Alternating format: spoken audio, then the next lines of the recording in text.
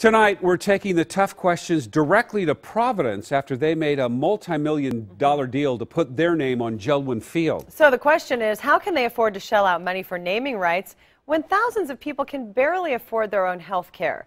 Details of that 15-year deal are not being disclosed, so we sent Chris Woodard straight to the top at Providence to find out why.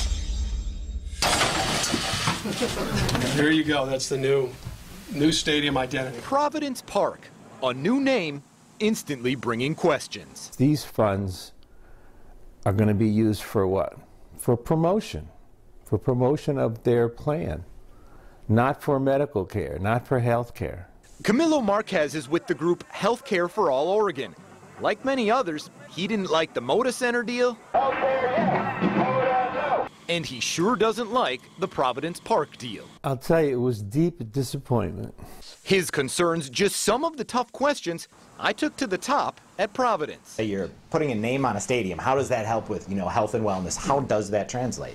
So just like I mentioned the examples of the various activities, using a place like Providence Park has some allure to it. It's an opportunity to come to a place and be participatory with others in the community. According to Providence, the naming rights deal is a way to improve the overall health of the community, doing things like expanding Special Olympics and bringing community activities to the stadium. We know that over time, investment in health and wellness improves the overall cost of care and improves the outcomes for folks that receive health care.